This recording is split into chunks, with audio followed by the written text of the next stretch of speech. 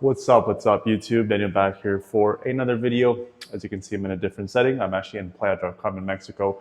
It's been a few days since I've shot something, so I wanted to shoot something quickly for you guys. And that is the things you would need to look out for when you are traveling or looking to move to a new location.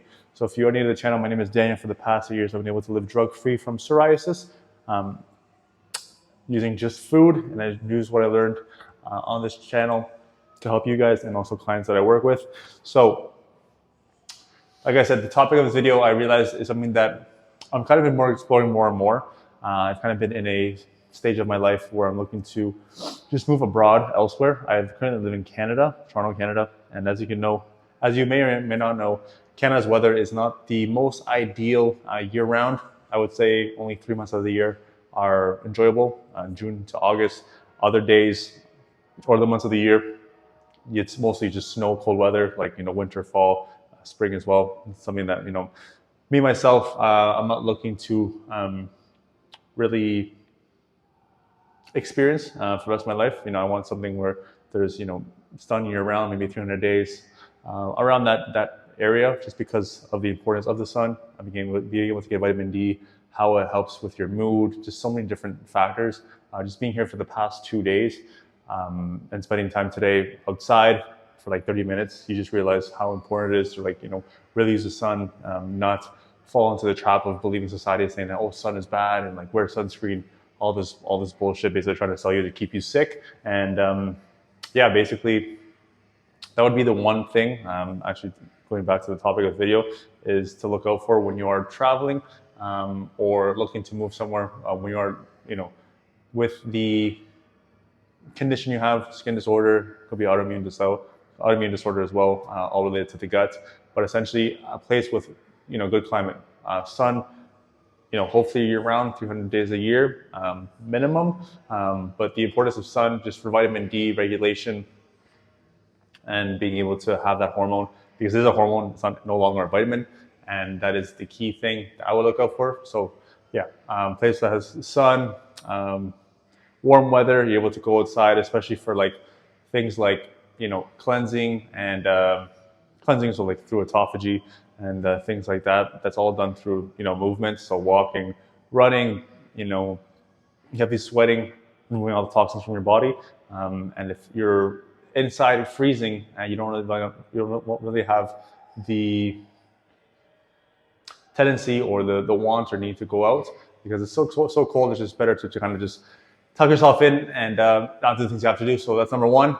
Number two is access to food. So how well the food quality is there and how well you can access it or how easy you can access it. One thing I realized about Mexico is they don't have the best quality in terms of meat. And the other thing as well, it's very hard to access good meat here. So everything is very separated, and being able to go to a good quality, they don't have really known butchers here in Canada. They actually have butcher shops, so you're able to get good quality meat and know that the meat is good there. But I haven't actually come across any butcher shops here, and I have a cousin that lives here. She lives in Playa del Carmen, and yeah, even she says that it doesn't really happen. I guess in the Mexican culture, they don't really see the importance of having good beef around. So it's not accessible. So for me, that's one thing I found, and for you as well to look out for. What's the highest quality of food I can get here, and how easy accessible is it, and what is the price of it? Usually it'll be higher, but like I said, the biggest thing is being able to access it and see if it's something that you can get day to day without any big hassle. Number three, I would say, is the restaurants in the place you're going to. So like I said, we're basically in the hub of Playa del Carmen. Now we're staying on, I think it's called Cantina Rio or something like that. And it's like the main street. And all I've seen basically is just, I would say 30% is maybe like good steakhouses and things that I would pass as okay, I'll eat here. But the rest is basically just garbage. A lot of tequila shops, smoke shops, taco stands. Taco doesn't have the best nutrients. Just really shit food. And this is something that's kind of turned me off, I would say. I know it's a tourist attraction, so wherever tourist attraction you go to, it's obviously going to cater to fast food, things that taste good.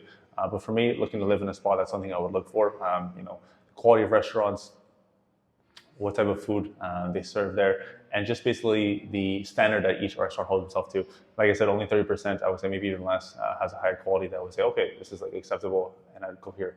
You know, if I did have to, you know, eat at any point out, which I usually don't, but that's one thing that I would look for. And the fourth point, I would say that is something that I have been being able to, you know, experiment as I've gone out and see is the ability to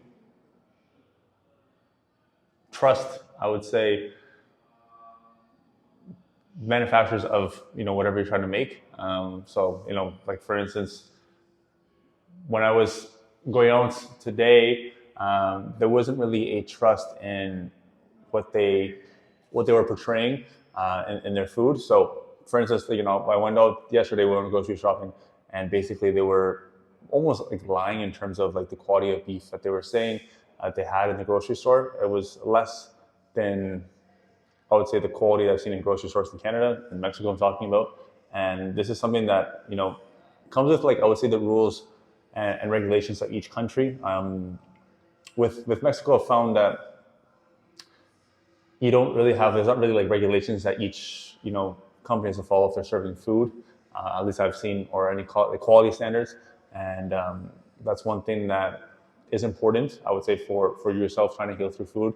The standards that are being kept by each person serving food, and if there is, you know, quality standards and high standards, like you're living through food, so you have to be able to understand that there has to be certain rules that are met, and the higher those standards that are met and more consistent, the better it'll be for you.